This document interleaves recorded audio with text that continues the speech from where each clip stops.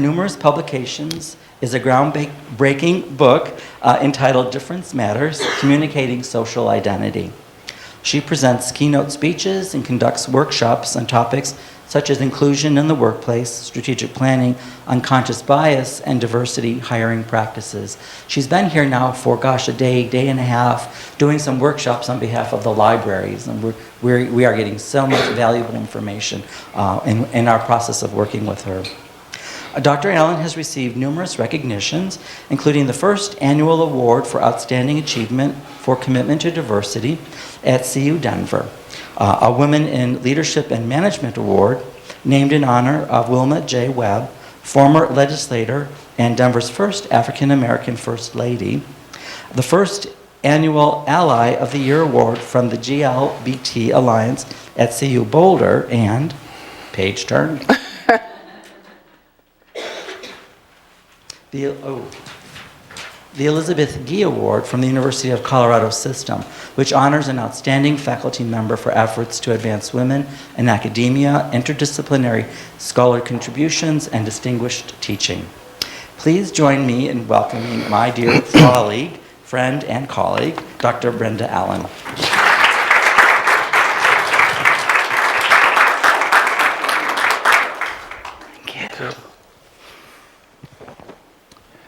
Thank you very, very much, Dr. Perry. Good morning. Good morning. Thank you so much for all of the options you have this morning for where you will be, is to choose to join us for this session on Communicating Difference Matters. I am honored indeed to be here. I express my appreciation to several people.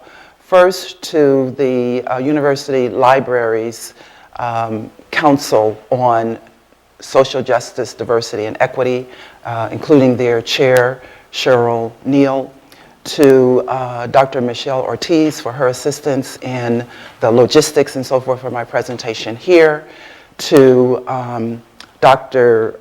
my former colleague, forever friend, Jerry Perry, and in particular for Ellen Lawrence Barnes for her assistance for the university libraries in terms of logistics.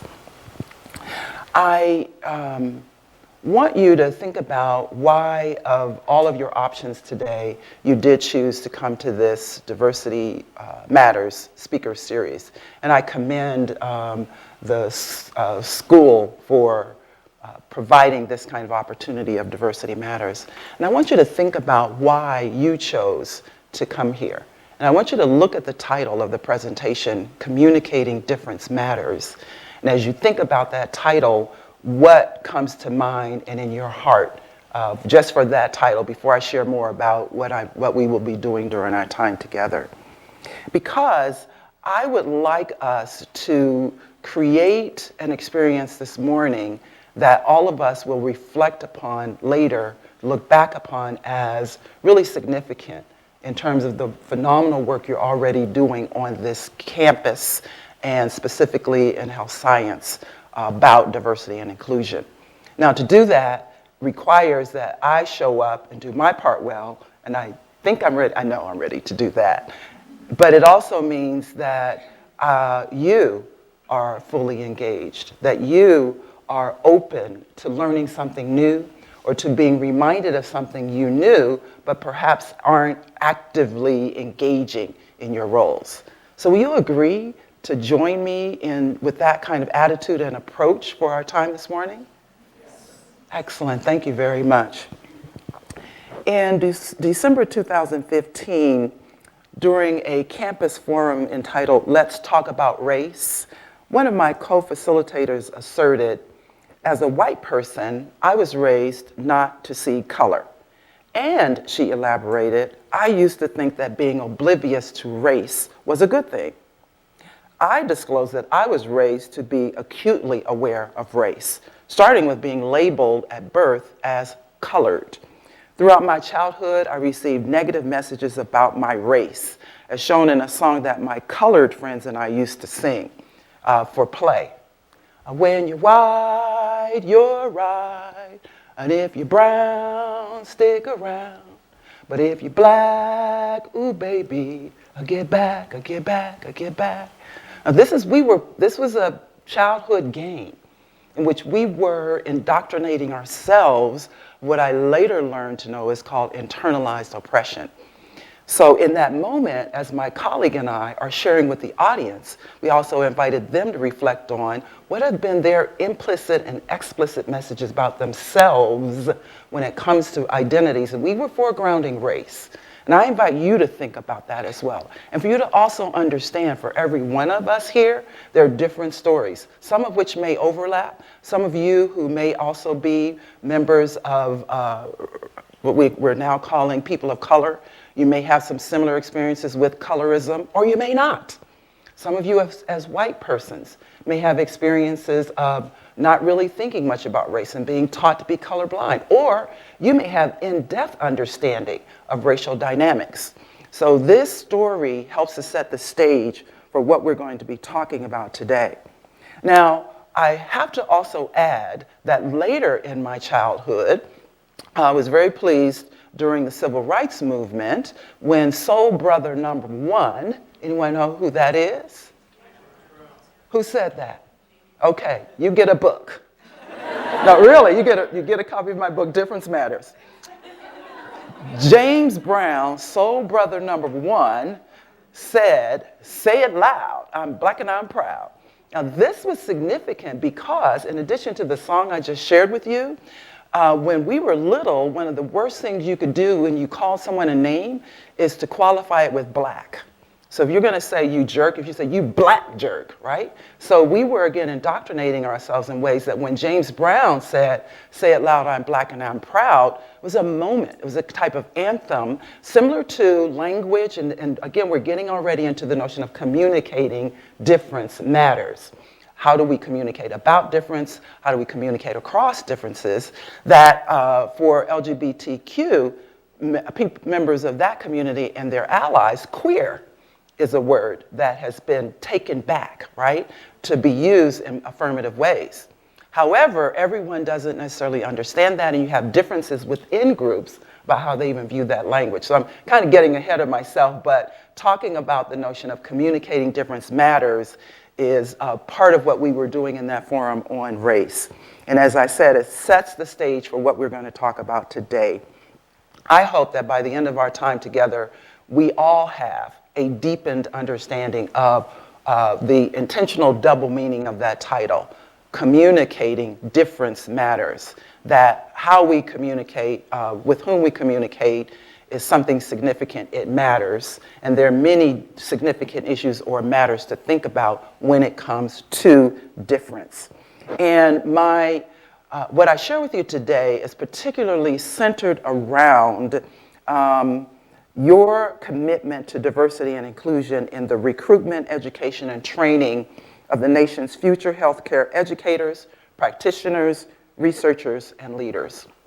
I will begin by sharing a little bit for each of those concepts in the title, communicating difference matters, and then delve into the kinds of matters that are especially salient and for which we have phenomenal opportunities to effect change.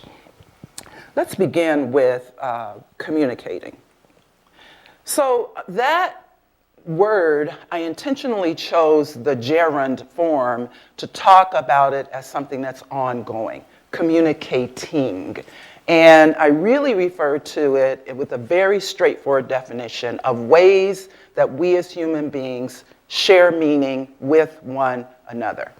And when you think about it, communicating is, it's amazing that we manage to seem to share meaning as effectively as we do, because there's so many different things going on, including that meanings can be implicit or explicit, so that I may think I'm saying exactly and specifically what I want you to understand, but you may infer some things that you think I'm implying.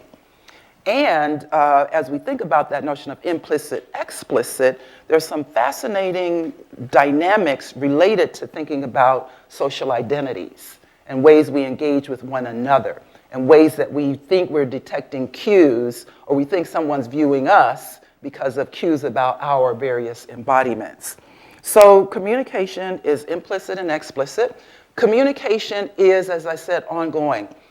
We have a saying in the discipline of communication that you cannot not communicate. Do you agree with that? You cannot not communicate. So if I just stood here and someone took a picture of what's going on here and someone looked at the picture, do you think they would be able to discern what's going on here? That this would communicate something to them? And it depends on the person. So someone from a Western culture who's familiar with classroom kinds of settings would readily say, well, that's probably some brilliant person who's also very humble, dropping serious knowledge, right? With a phenomenal audience that's so receptive and willing to learn. But my point is, you even if I just stood here and paused for a moment, some type of meaning sharing is going on. So that's an important dynamic to consider. It's ongoing. Also important in terms of that and communication being explicit and implicit is the distinction between and the overlap between verbal and nonverbal communication.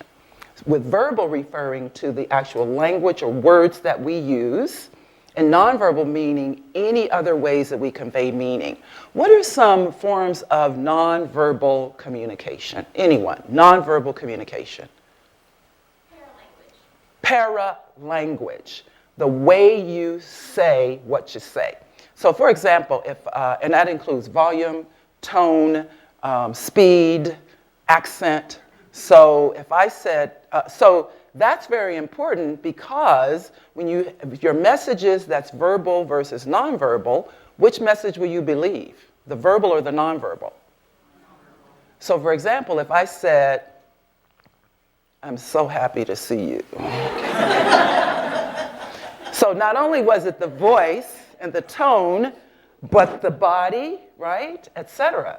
And we know this about communication, and yet we don't pay as much attention to it in many of our encounters with one another. And especially when we are encountering across differences and identities. And those differences I'll share a little more later. So paralanguage is one. What's another type of nonverbal communication? Posture. Posture matters. So again, if I were standing here like this and saying, okay, I'm just so happy to talk to you today, and even if I have my voice still as robust and melodic and humble as it is, it would make a difference in terms of the level of interaction. And actually, have you heard or seen that just standing like a superhero neurologically does something and energetically? So it matters even more than the cues that people will detect from you. It matters even to ourselves. So thank you. Yes. What else? Facial expressions. And those vary greatly as well. And sometimes I have friends that I say, I'm not a gambling woman, I don't play poker, but if I did, I would love to take your money. No, I'm serious. To engage with you in a game of poker. Because they tell, their faces tell. Whereas others can be so stoic and it's sort of like, what are you thinking? You can't quite figure it out, right? So facial expressions, yes. What else? How you use your hands. You can see just even with the one hand, I can't help but just do all kinds of things, right? So how you use your hands, whether or not you use your hands.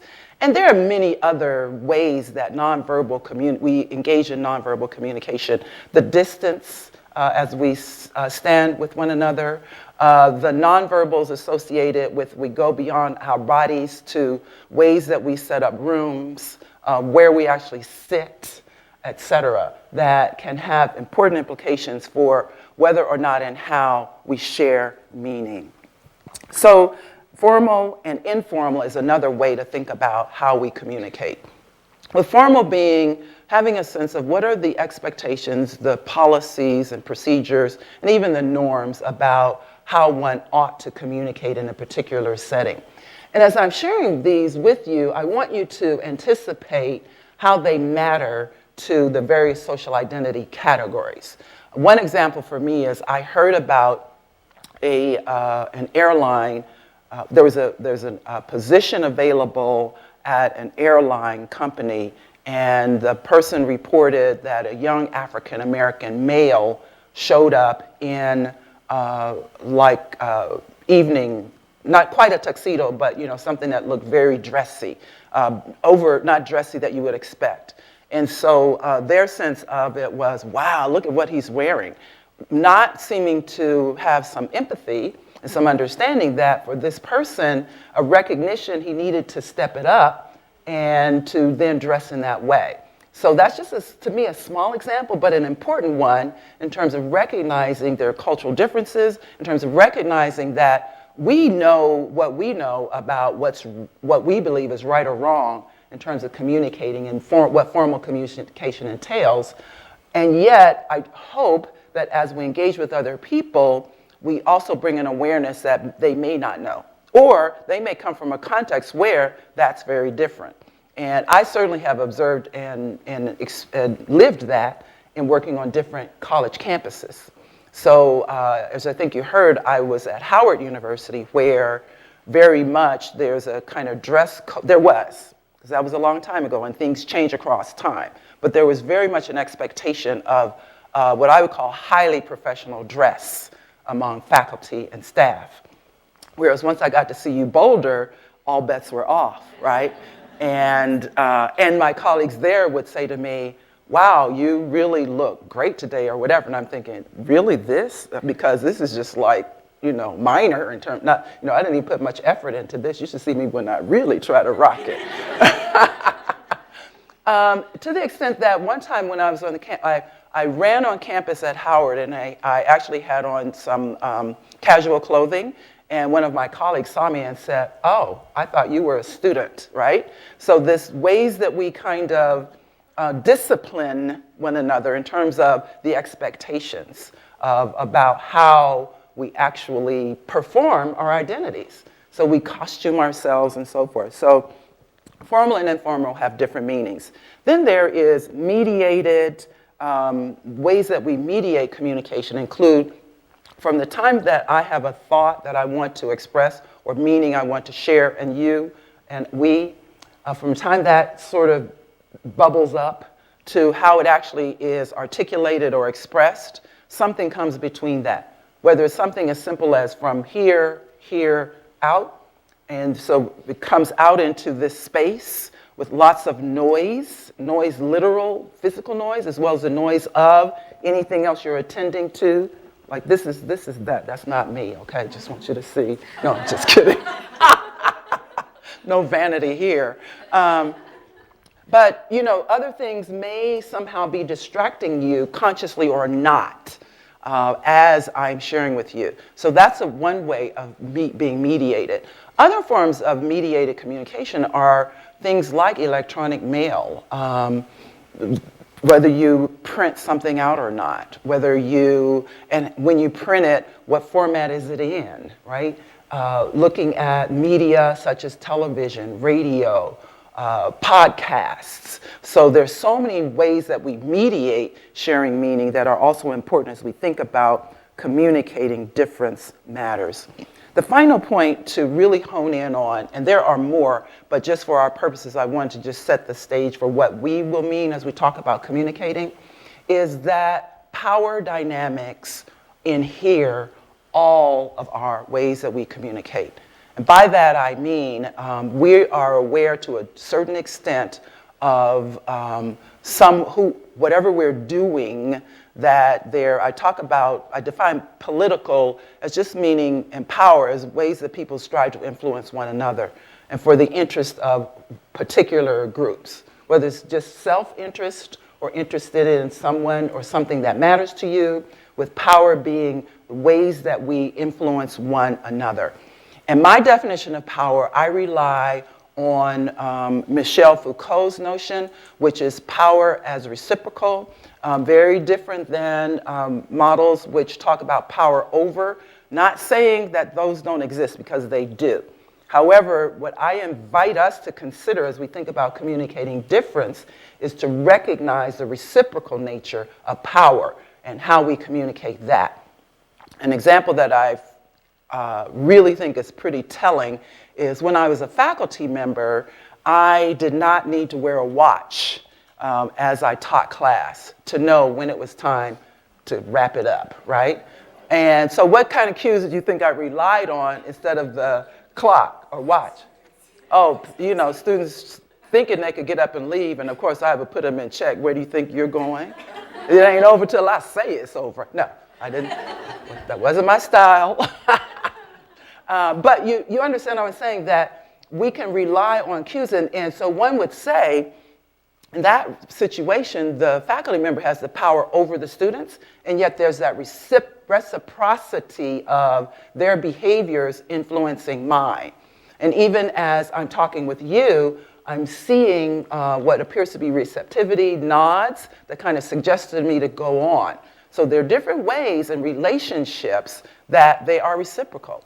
Even as it's quite important to acknowledge that we're often clear about who has the power, right, or who has the potential to influence more than another in situations. And that becomes crucial to our conversation today about communicating difference matters, because it's important for us to be aware of the power of power as we think about communicating difference matters. And I'll come back to that a little more later. But that's what I mean today then in talking about communicating. And as you already know from the title, communicating difference. Before, however, I talk with you about what I even mean by difference and how difference matters and what matters related to difference, I want to clarify that I intentionally distinguish difference from diversity. In preparing my book, Difference Matters, I debated of whether or not to talk about diversity, to put diversity in the title. And because of how I had begun at that point to share these issues and to learn these issues, I chose to focus on difference, because diversity, it continues to be an extremely important concept that talks about how we should be mindful and focused on giving access to and allowing them to thrive persons from traditionally and currently underrepresented groups in society. So thinking about that specifically related to higher education, diversity tends to focus on categories such as gender, race, sexuality, nationality, ability, gender identity, veteran status, what am I missing? Religion, did I say ability already? And intersection and so forth. So, and that's always going to be important. However, in talking about difference and communicating difference, choose to focus on difference with the invitation for us to think about difference in the everyday sense of that word, the everyday sense of the word difference, which is acknowledging that we all vary from one another based on our different social identity categories. And if I say to you that this over here is difference or different, this is a continuum, what's over here? Different? Same, okay? Different, same, and a continuum there. When you think about yourself and you think about other human beings, is there anyone on earth that is totally different than you are as a human being? No, because they're a human being. Let's just start with that. Is there anyone that is, was this different, right? That is totally the same as you? No, not even identical twins. Some of you already know that, especially, if that's, part of what you studied in your professions. So that difference then is, how I'm defining it, is a very straightforward way of ways that we as human beings vary from one another, ways that we differ when it comes to our notions of identity. And this framing invites us to realize our humanity and to recognize that communicating about and across social identities is relevant to every single one of us.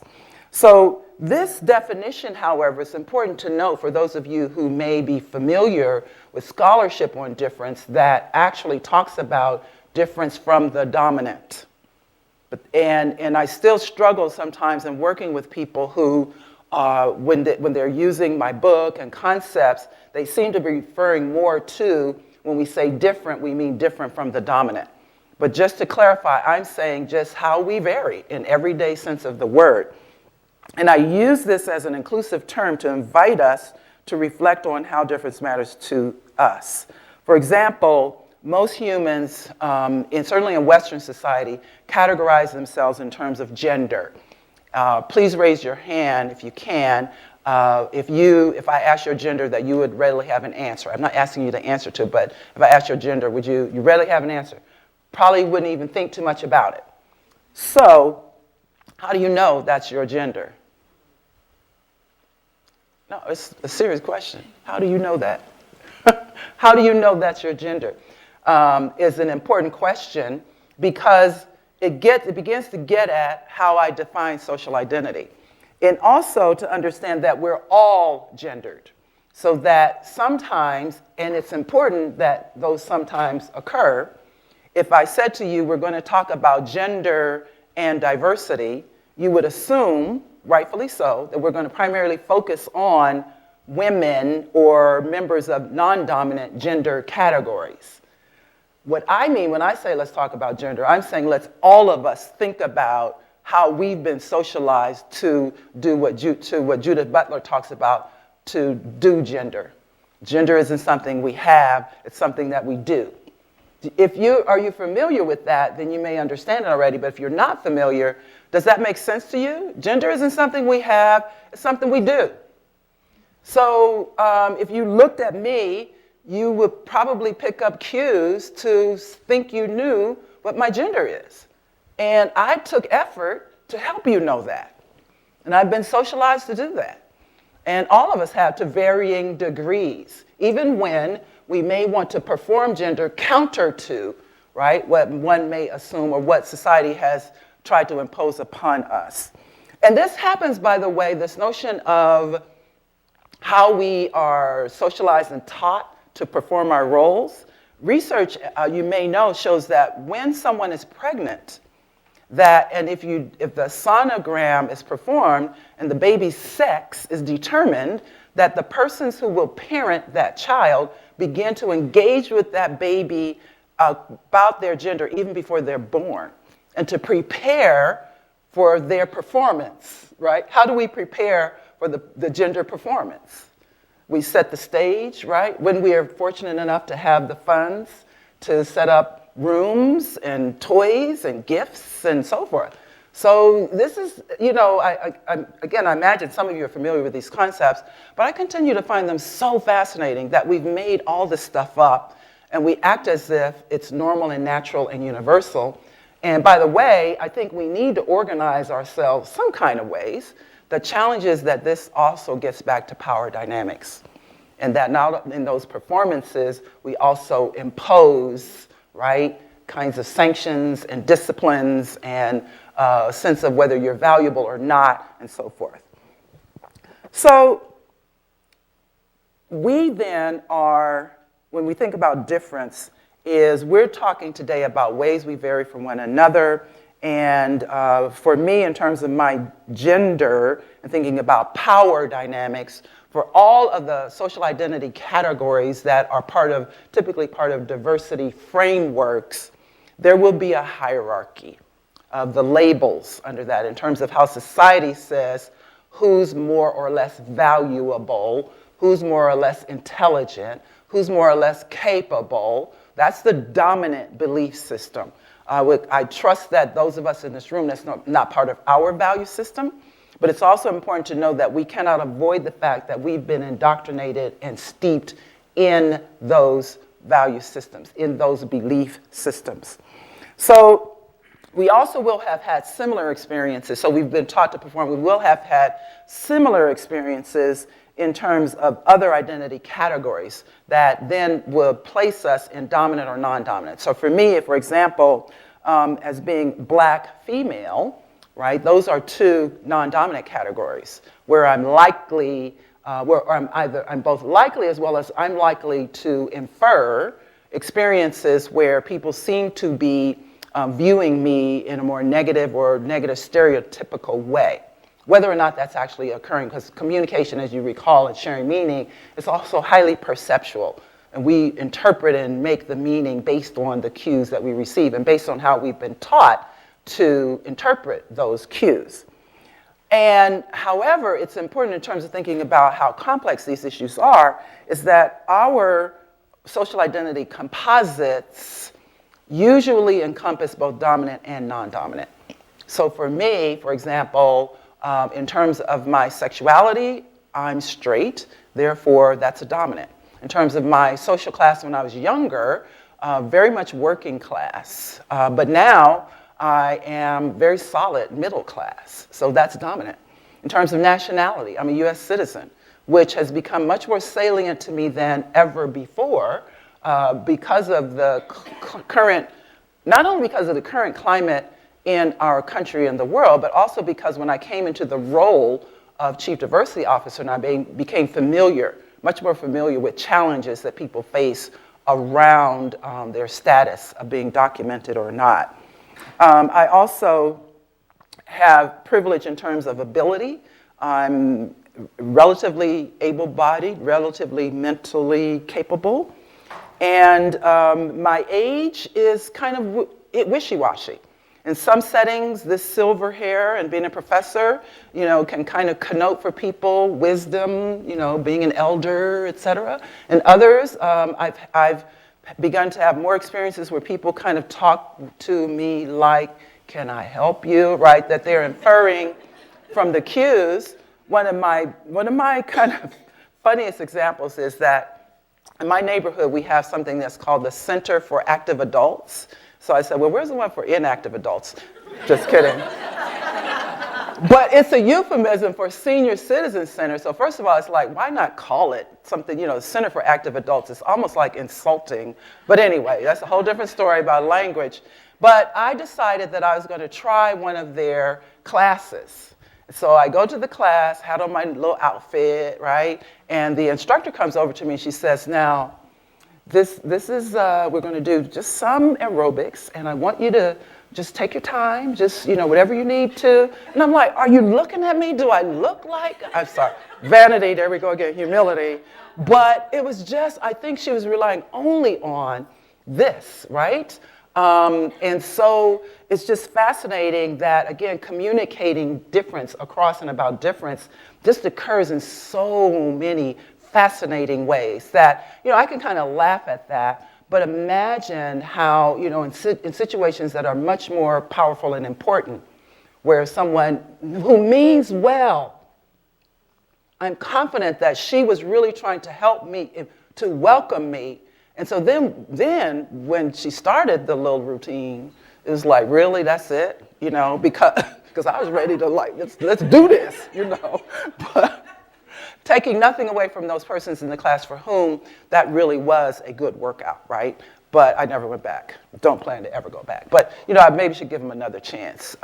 But my real point is, even within the humor, is again to stress that all of us may unintentionally, with our good intentions, be patronizing, be having a sense that people aren't capable when actually they might be, and so forth. So that's what again, to frame what I mean by difference.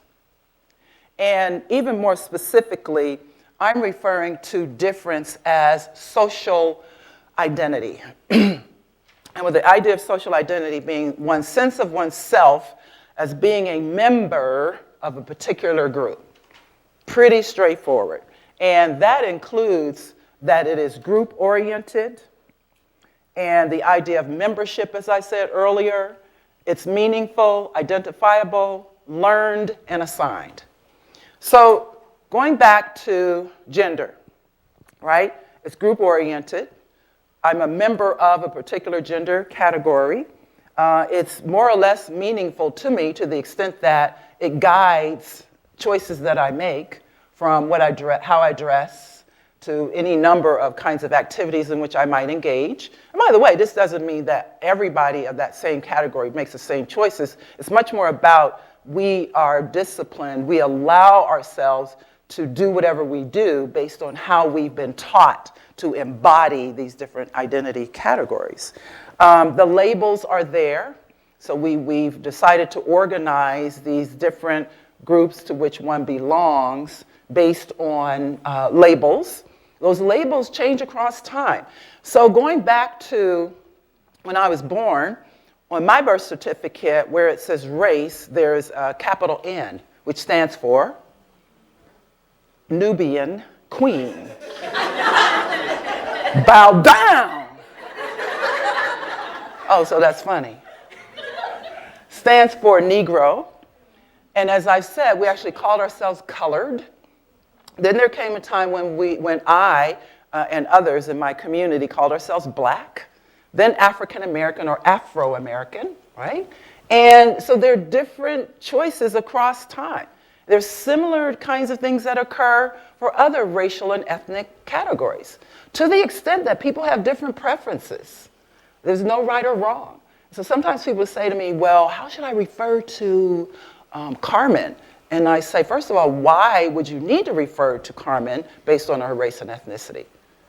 And it's really an important question, because oftentimes in our concern, our genuine intentionality about wanting to communicate across difference, we don't even think about what we're saying and why we're saying it, right? To the idea of race and ethnic identity, persons that I know who self-identify as biracial or multiracial say, people will come up to them and say, what are you, right? And there again, it's sort of like, why does that matter?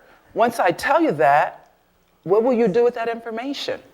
So just intriguing about how we communicate about difference, and the idea that the labels that we use change across time. They can have different meanings. They can be imposed externally, or they can emerge internally from the group, and members of the groups have varying ideas about what that is. So we learn them, we teach them to one another, we teach each other how you perform it. So, you know, a real man does this or doesn't do that, right? A card carrying such and such a person. So it's just fascinating when you put it all together, if you haven't quite thought about it, or even if you have, it's a wonderful invitation to think about the implications of these dynamics for us in the university settings of higher education, and specifically in health professions. So with that definition, if I said to you that, what's a sports team here? Wildcats. If I said to you, I'm a Wildcats fan, is that a social identity based on that definition? Most definitely. And if I was walking down the street and said nothing, could there be cues that would tell you I was a what fan? Wildcats fan. You all like to say that, right? Some of you anyway. I see a couple of you like, whatever. Wildcats fan. Could there be ways you could tell I am a Wildcats fan? What would they be? My clothing? Or the colors associated with it? So even if the colors, logos, like the day after the game, if they won or lost, right? Your demeanor, what you talk about. All right, so you got it. If I said to you I was a Wildcats fan, you agree that's a social identity. What if I said to you that I am humble? Is that a social identity? No, that's a personal characteristic that I really am humble. I am, even though I joke about it, it's important for me to be humble. In fact, the concept of cultural humility is one that really is so powerful. If you're familiar with it, I encourage you to deepen your understanding of it, and if you're not, to really check it out. But the real point here is that if I said I was humble, that's not a social identity. So I think you get it in terms of what we mean by social identities. So if I asked you to make a list of 20 social identity categories for yourself based on this definition. Could you do it? 20. 20. Start thinking about it. Just start thinking about it. When I have more time, I actually have people get in groups and either do that of listing as many as you can, or I say 3. If I said to you, who are you? And I constrained you in terms of defining who you are with just 3 social identity categories based on that definition. And by the way, I would not tell you the context in which I'm introducing you. Why is it important that I not tell you the context? Right, because if I told you that, it would bias your answer. If I said this is for eHarmony, right, get you that hookup, it would be different than if I said this is for a dean's position, right? Or this is for you're seeking to find someone for childcare. You see where I'm headed with that?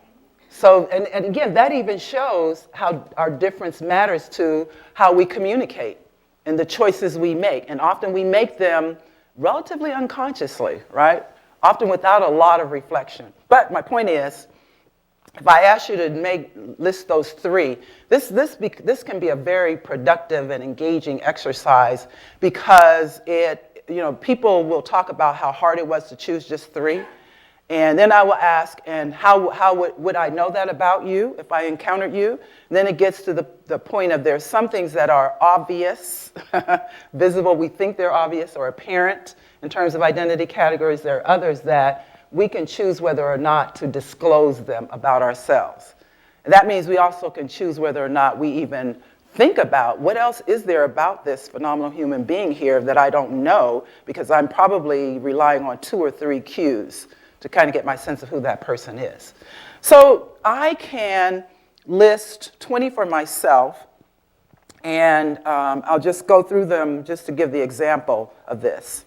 Baby boomer, black, professor, spouse, executive, Gemini, senior citizen, straight but not narrow, U.S. citizen, scholar, womanist, professional exempt, middle class, cisgender, sister, African American, wife, mentor, boss, trainer, supervisor, activist, manager, woman, social scientist, foodie, heterosexual, consultant, partner, role model, doctor, I had to do that on this campus, right? Female educator, right? And everyone here could list similars about who you are. And yet when you think about it, again, when we encounter one another, how many do we even kind of entertain the possibility of who is this other person? As well as our sense of, does this person know who I am? And so this is so powerful as we think about engaging with one another. By the way, I'm not saying and talking about in actuality how complex we are, that then it becomes really relativistic, so we're all just human beings. No, what I'm saying is a both and kind of approach to recognizing that I both might be likely to view someone in terms of very like gender and race maybe. They say gender and race are the main ones that we tend to, even if we think we're oblivious to color, gender and race. So that it's important to understand that, yes, I'm still likely to encounter people viewing me because of my gender and race, even as, right, I recognize that there's more. So it's not just to say, so we're all so complex and we're good to go. Nor is it to say you are mainly, 2 salient identity categories. Am I making sense with that? Because I'm not sure that I'm really as clear as I'd like to be. So that I invite you to think about a so what for that point. So what that as we engage with one another, or even as we think about persons whom we serve or persons with whom we interact in any number of ways, if we're not both understanding and recognizing there may be categories we see or know about them for which they may have experienced privilege or they may have experienced disadvantage, that's so, and There's so much more to them than that.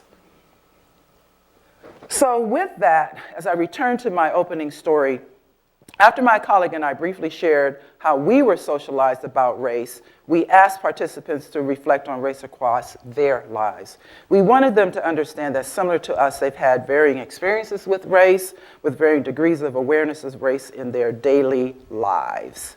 In other words, difference matters differently for different people. And because these variations can impact attitudes and behavior, they matter for how we can achieve our diversity and inclusion goals. And I asked participants, and I ask you to do the same, to visualize identity as a gemstone with many, many, many, many, many facets. And so each person is this jewel that sometimes we actually we should highlight one facet because we want to understand challenges. We want to understand privilege. We want to understand how can we best serve, educate, collaborate, etc., with one another, but trying to never lose sight that all these others also exist. I did a presentation recently where there was an interpreter, sign language, and when I did this, she actually came up later and said there is a sign for intersecting identities, which is this. And I really like that because it's like fluid and moving, right, of the multiple identities that we all have. And that becomes significant again as we think about, for instance, someone who may encounter me and think black woman, someone who encounters someone and says white male. And these are ways that we tend to view one another, and we tend to homogenize, we tend to neglect the possibility or open the idea of the complexity. And we assume things about one another because of those kind of reducing the identities. So, and however, with that again, there still is the likelihood that, and let me focus on if someone looked at me and thought professor and something else positive, that yeah, I probably have access to certain kinds of privileges. So it doesn't reduce the fact that I have enjoyed privilege, or probably do, right? Similarly then with white male, just by virtue of being, how privilege operates is like saying to a fish, how's that water? And the fish is all gliding along, what water? And it's not the fish's fault that it has the water and enjoys it until and if you help the fish understand. Yeah, you've heard that saying, born on third base and thought you hit a triple, right? It's important to understand that and then to decide what do you do from within that place of privilege. For me, that became very important across my career. The quick example of a colleague of mine, Dr. Anna Spradlin, who came out to me as lesbian, and that was at a time when I was trying to help my white students understand white privilege. But when Anna came out to me as lesbian and shared with me what it was like for her as a closeted lesbian who's also comes from a deeply evangelical Christian family that didn't know she was lesbian and who preached that she was an abomination, that this is my dear colleague, very good friend and so forth. And when she shared with me, she's living with that every day. And she's living with being invisible because she can choose whether or not to disclose, right, her sexuality. That just disrupted for me my heterosexual privilege. It also gave me more empathy for my white students, that how hard it would be for them to understand privilege, right? And so now I work with privilege similar to the ways we've been talking about difference today, is inviting all of us to think about, and in this room, it's already so, every one of us has privileged identities, and many of us, if not most of us, have non-dominant or potential for disadvantage. So it's important to think about those complexities, in other words. So that's difference is social identity, and difference matters for so many different reasons is how I've defined it today. These categories matter because they are, especially the ones, now we come back from thinking about, we have 40, 50, you like how I upped that number, social identity categories. We have many of them, to now coming back down to there are those that are especially salient in the world and in US society. There are those categories where those hierarchies within those aspects of difference matter. So now we're back to those, and those that particular salient, and to recognize that those categories such as gender, race, social class, gender identity, sexual orientation, ability, nationality, religion, et cetera, and their intersections, is they matter because they're rooted in historical and current inequities and injustices in terms of the lower categories on those hierarchies. So they matter. They matter for those of us who, for our identities where we're in the higher rungs, about how we communicate across and about difference. And within institutions of higher education then, and specifically medical professions, these identity dynamics influence policies, procedures, and practices that can foster inequity and perpetuate health disparities, or foster equity, right? And encourage inclusion and optimize the promise of what we in higher education in general, our mission, vision, and values, as well as specifically about thinking about health professions. So there are some developments that we routinely refer to that speak to this notion of difference matters. Population trends and projections. I probably don't need to repeat any of those to you. The one that gets touted a lot is the browning of America. And also looking at other racial categories.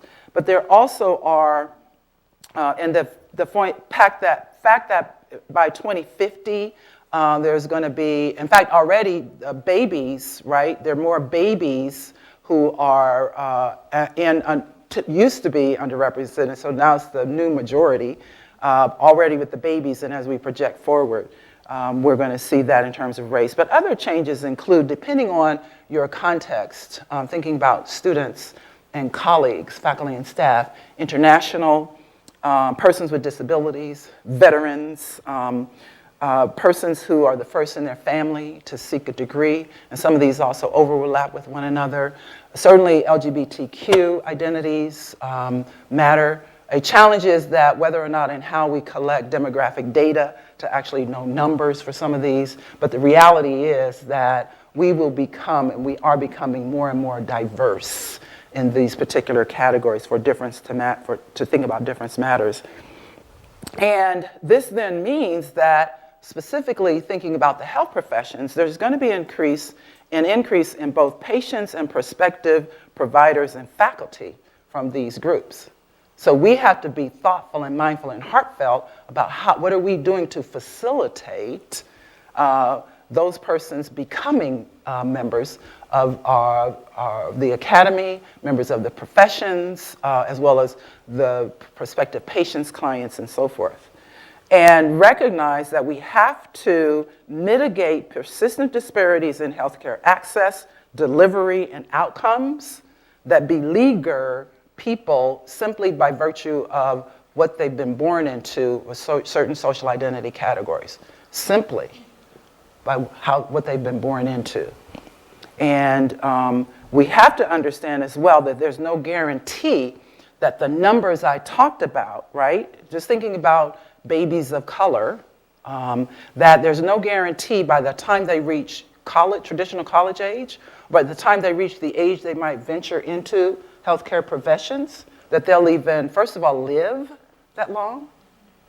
And second, if they do, that those numbers, those percentages will persist, that they even graduate high school because of ways of structural and systemic inequities and policies, procedures, and so forth that then prevent or impede that will even happen.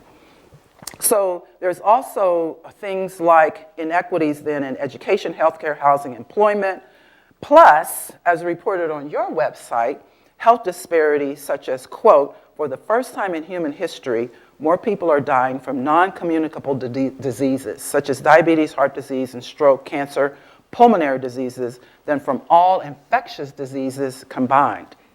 And what we know about this, you all know it better than I, is these are preventable. These can be maintained. I mean, these, right? So it's just appalling that that's a reality. It also says for the first time in Arizona history, the life expectancy of Arizona's children is lower than for Arizona parents. It's lower than for Arizona parents. Just rest with that for a moment. And there's more. I won't go deeper. It's just to make the point that difference matters in these identity categories. And in addition to those demographics, there's globalization, where pressures of globalization represent a catalyst for change that we should be optimizing in terms of whatever we do in our research, service, teaching, community building, and so forth. And that we are, with the world becoming a global village, that we are helping to develop citizens for a global world, both local and global. So thinking about that in terms of what we do, and thinking about the problems related to health disparities, disease, environmental concerns, technology, poverty, all, right, are related to difference matters. And they connect with what I've said already, but bears repeating, is persistent inequities in society at large. And we have to overcome our history to deal with the present and the future. And the neat thing is that we are an extremely not only are we a site for divides and isms, but we're a site for transformation and change. And I've seen, just in preparing my visit here, as well as since I've been here, I see that you all are already doing phenomenal work, and I encourage you to deepen and extend what you're doing.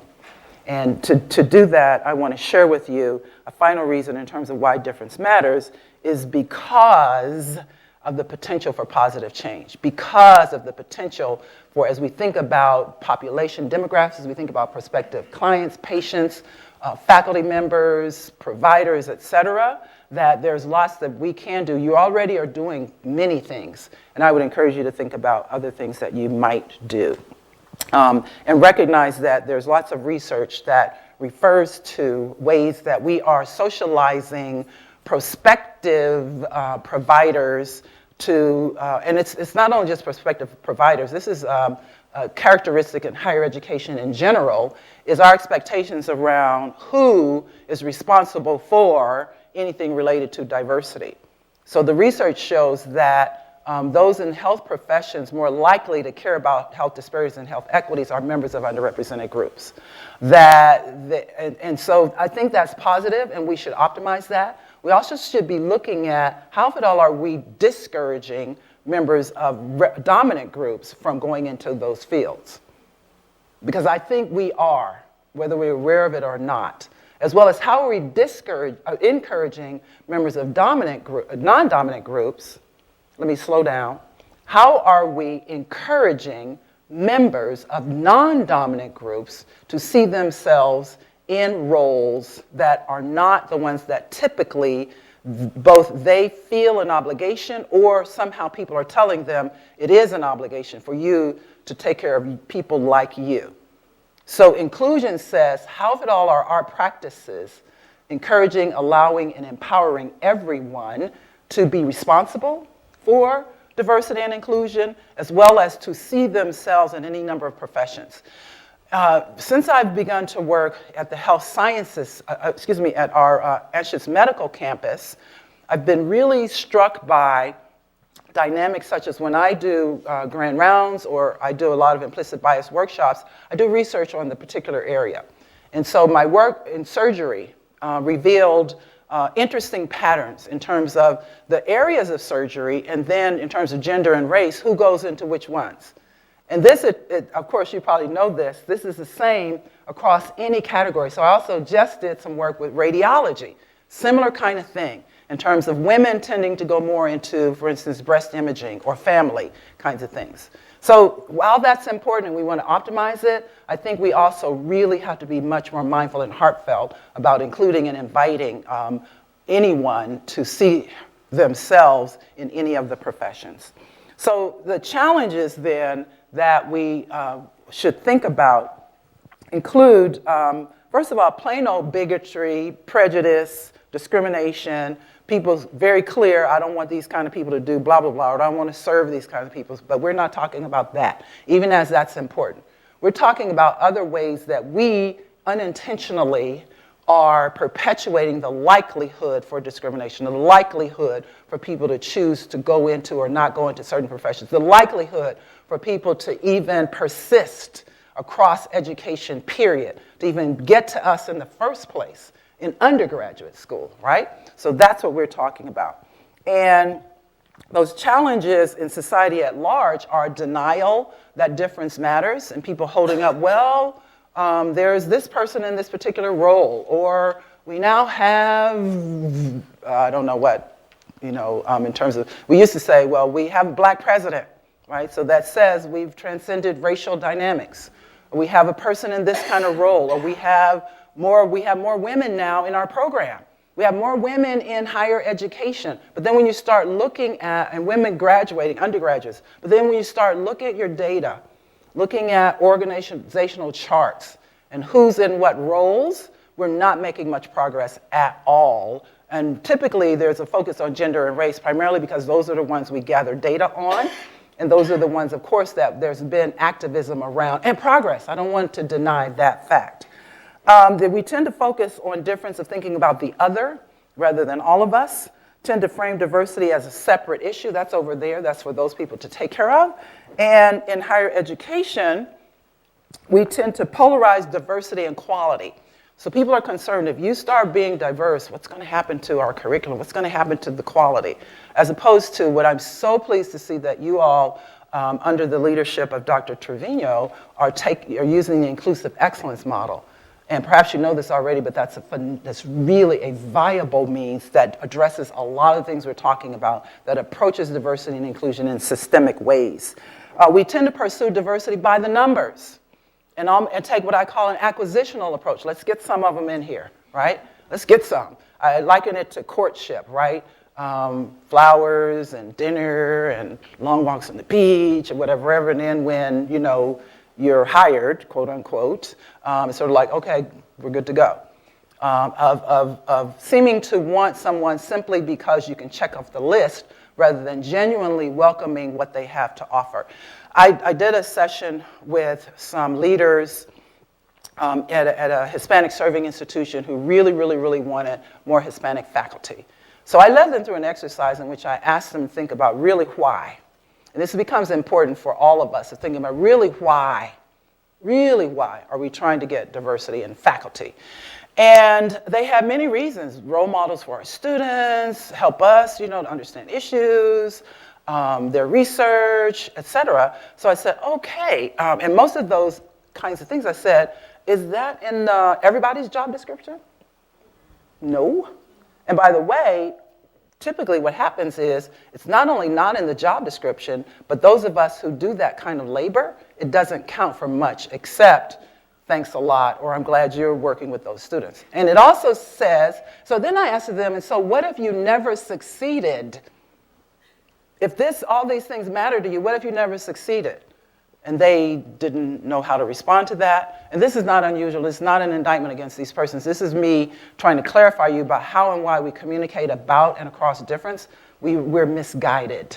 We have great intentions, but we often haven't thought it through, which is a travesty because we're smart people and we know how to analyze and think about what the heck we're doing most of the time. So then they got it. And I said, really a response is preparing everyone and everyone being responsible and not assuming that, and recognizing, yes, for many students, it's important to see people like them, and also with the rationale often is that we want our students of color, we want our Hispanic students to see people like them. You also want all the other students to see persons who are from non-dominant positions are capable and competent. So again, even the rationale bears deepening in terms of the why. So that's a challenge. We tend to relegate diversity to particular people, the sense that diversity is the domain of persons from non-dominant groups. And we in non-dominant groups help to perpetuate that idea. We have this sense of, no, you can't be the chair of the diversity committee, right? as opposed to whoever really has the experience and expertise. We do this a lot in hiring, starting with search committee assignments. We got to have a diverse person, which really means a person of color and or a woman. If you get a twofer, that's even better, which neglects to think about a few things. One, so when I got to Boulder, my white department chair said, they're going to want you to be on every damn committee. And you can tell them I said no, right?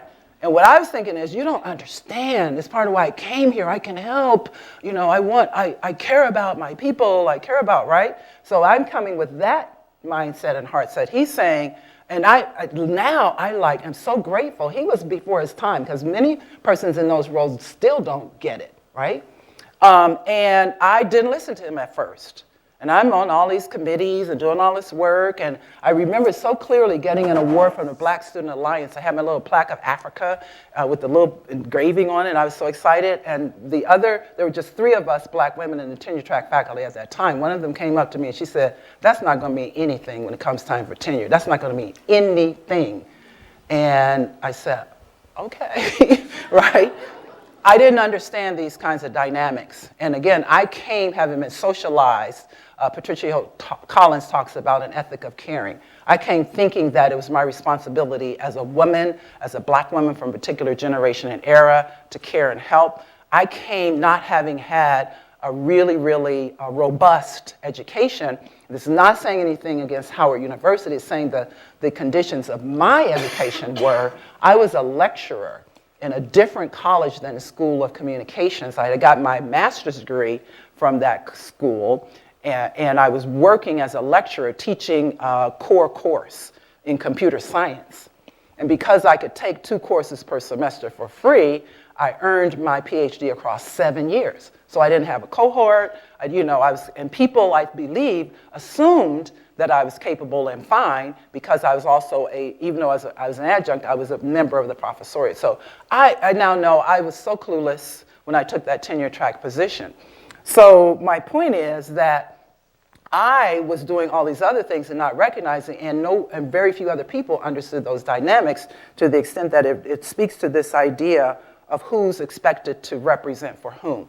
And on these search committees, then, especially on most campuses, there are not that many people of color anyway. So asking them to do that additional work on these committees is really it's borderline unethical. Not to mention, it then suggests that they are the ones who are responsible. So if you're sitting in that seat, we're good to go. The rest of us are off the hook. What it also negates to consider is that it assumes that because I'm at the table, people are even going to really listen to me. And with the pervasiveness of inequities, both implicit and explicit, and the power dynamics, especially there I was as an assistant professor, how effective could that really be? So we've got to disrupt, we got to rethink. And I have many other examples. I don't have time to go into them in terms of the kinds of challenges that we do, that we engage in, and what we rely upon as we think about achieving our diversity goals. And there are many challenges related to healthcare that include all of these kinds of dynamics I've alluded to, as well as research showing, for instance, that medical students believe that African Americans have a higher threshold for pain. One research project showed that. And where does that come from? Probably any media depictions, et cetera, that in their innocence, right, that somehow they've gotten that inaccurate message that unless we are educating them to understand differently, they will continue to have that. And on one of the schools on the medical campus, a group of students of color from one of those schools or colleges came to me to express their concern that the only time race came up in their curriculum was for negative stuff, was for health disparities, was for, talking about those issues. And the dynamic of them feeling hyper invisible or hyper visible was rampant in their experience of not seeming to matter to the discussion until it became time for, now let's talk about disparities in the Latinx community. Carlos, what's that like for you, right? And so those are the kinds of dynamics, and there are more that we are routinely engaging in. And that research, there's lots and lots of research on implicit bias that spans the kinds of processes in which we engage, all the way from looking on websites, right? If a prospective patient or student or colleague looks at websites, what does that kind of say? How are you communicating how much you value really diversity and inclusion? To admissions policies and procedures. I worked with the School of Dental Medicine, and in working with them, I asked if they were aware, the admissions committee, if they were aware of any kind of biases, and a man immediately raised his hand and he said, we tend to favor students who have a parent that's a dentist. And I said, is that a criterion? They said, no. And I said, okay, so let's talk about what you think that means. No, first I said, does that play itself out? And they said, no, that, whether or not your parent is a dentist does not seem to correspond with whether or not you succeed. So then we talked about, so what is the meaning behind that? And I think what the meaning is that you assume that someone who's been exposed to the profession will have an edge. So we then talked about how do you turn that into a viable criterion that's then fair for everybody, right? So then it could be I had an internship, or anyway, I don't want to dig too deeply into that, just to give you the example. And again, there are many other kinds of examples of processes across. So it's admissions, it's recruitment, it's providing services, it's how we engage with one another as colleagues, who we mentor, who we give research assignments to, what kinds of research assignments. It goes on and on and on and on. And yet there are promising practices. Those practices include, I've mentioned inclusive excellence. There's ways that we should be looking deeply at our data. Back to when I think I mentioned that I did grand rounds for a department surgery. I said it already. So I don't think I'm telling tales out of school, because it's, for me, a positive story that a key person in that unit called me afterwards and said, thanked me for the presentation, and said that that person had gone back and looked at the data, looked at demographics, and was appalled in terms of the racial, the paucity of persons in racial categories, because that person just had not been paying attention to it. Very good intentions, very committed to the issues, but hadn't thought about it in the busyness of the role, et cetera, and being distanced from it. So looking at data is key, and looking for patterns and being open to recognizing, oh my gosh, right? This is startling, is something to think about in terms of promising practices. Other promising practices include providing access. And I see evidence on your website that you're speaking to this notion of how do we reach back? On our campus, we go all the way back. We have pipeline programs for middle schoolers. Perhaps you do as well, where we're inviting them to gain a sense of medical professions, to have a sense that you could be in this role. Sometimes I speak to those groups formally, or if I'm walking across campus and I see them, I stop and I say, you know where you are? Because I get concerned that these campus tours, when they go home, it's sort of like, we went to the zoo today, right? They don't really, and in some cases, no, anyway.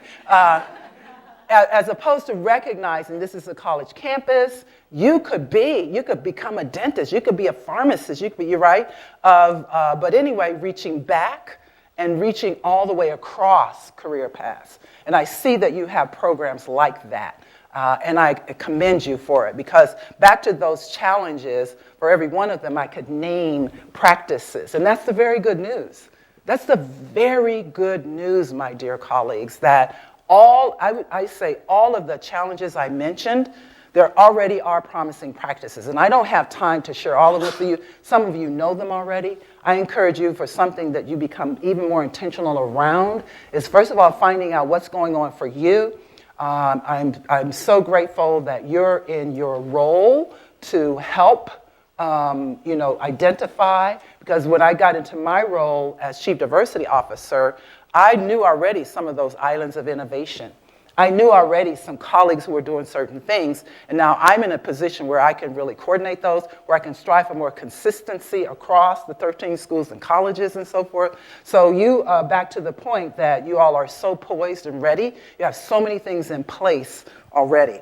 Other promising practices include that having strong relationships with surrounding communities, especially in places like this. We have a similar one on our Anschutz Medical Campus in Aurora, Colorado, where we're really delving into those kinds of experiences. And your diversity mission says that you are ready, and I trust that you will continue to delve into, to do the things you're already doing and to become much more thoughtful and intentional related to some of the things that I've shared.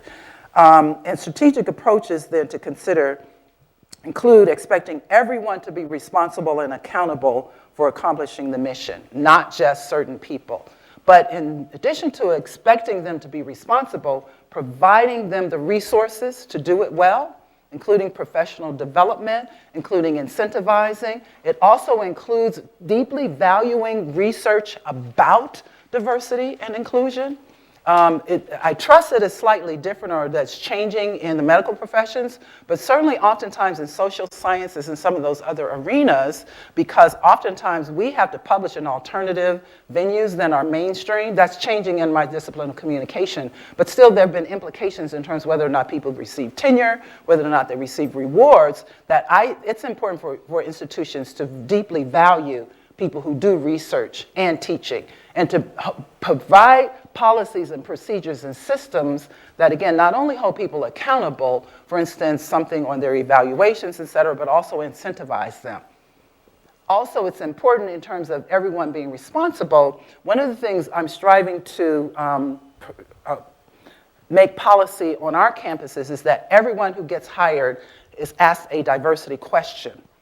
And the question is something as simple as, we are committed to enhancing diversity and fostering a culture of inclusion. In your role as, whatever, fill in the blank, how will you help us accomplish that mission?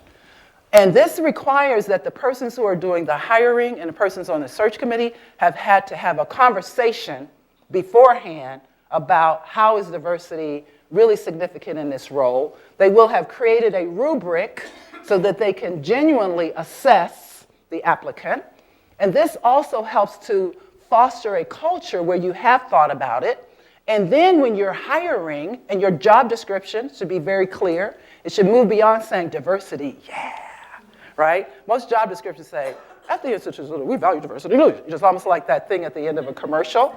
Rather than deeply thinking about, for instance, on our campus, I worked with our Department of Anthropology and asked them, how does diversity and inclusion matter to your mission, to your curriculum, to what you think this campus, right? And so then they could infuse it with, we especially seek applicants who have a track record of mentoring students from first generation backgrounds. By the way, what that means then is no matter who you are as an applicant, if you meet those criteria, you could get hired.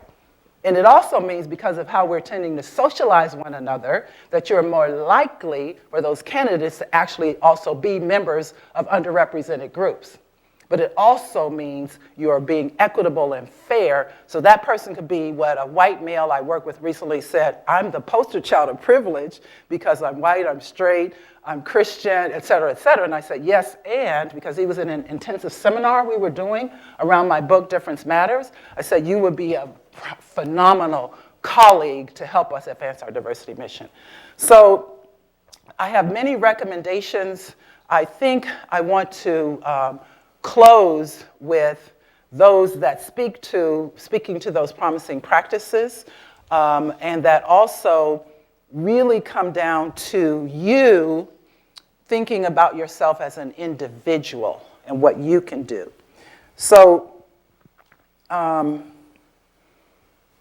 taking a mission, vision-oriented approach at the institutional level, really reviewing your policies, practice, and programs, deeply analyzing data, nuanced analysis that look at, for instance, gender, race, and social class. Not just saying white or students of color, for example.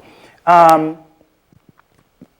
have to also focus on professional development, implicit bias, power and privilege, culturally responsive teaching, processes for search committees, recruitment processes, and again, you're doing a lot of it from what I can tell, but to become much more strategic about that. For you individually, though, I encourage you to think about your own experiences. Become more committed to acknowledging and valuing difference matters in all aspects of your job. Seek to understand ways that you are privileged and how you can use those privileges for good. Work within your own spheres of influence, as I said, to help your institution realize the promise of diversity. Solicit or provide professional development, especially to seek to have inclusive and respectful workplaces. We often put our energy into our students and recruitment and so forth, but neglect to think about how is it to work here. So I commend you for your commitment to diversity and inclusion as reflected in your mission, that you will become an exemplary leader in creating an inclusive and welcoming environment wherein everyone can learn, develop, innovate, and flourish. And I saw in a statement from Dr. Trevino when he was hired, he said something like, there's gold here in terms of how we can accomplish these goals. And my brief visit here really corroborates that sense. And I hope that what I shared with you today will indeed help you to mine that gold, or should it be copper with the 5 C's? Everybody know those? I did learn those while I was here. But to mine them in service of communicating difference matters. And I want to close with just a little section from my book in which I talk about the importance for all of us to be mindful as we communicate across difference.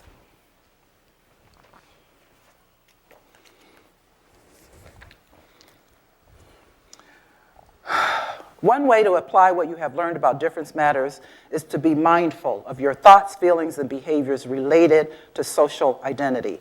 Consider the following questions as you interact with someone or seek to interact with someone. What preconceived notions might I have about this person, whether they're different or similar to me? Are those notions positive, negative, or neutral? Where do those preconceptions come from? Might they facilitate or impede communication? Am I open to learning about this person and myself during this interaction? Why or why not? Am I willing to be changed as a result of this interaction or experience? And finally, what communication tools? How can I improve my communicating in order to achieve the goals of diversity and inclusion? And to do that, it's important to think about things like walking the talk. It's important to think about put your money where your mouth is. Important to think about you have 1 mouth and 2 ears, right?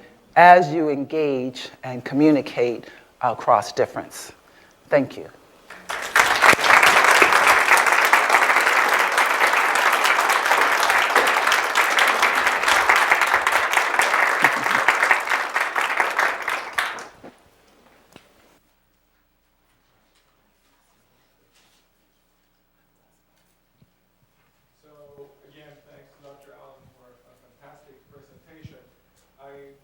I know we're out of time, and I know a number of people must be getting back to what they were doing before. Those of us that can stick around for a little bit longer, we would welcome a couple of questions from the audience and continue some discussion. Welcome them. Yes, hi. Hi. Thank you all so much. Best wishes. Not a question, but a comment. And praise for Banner Imaging Center. Yes.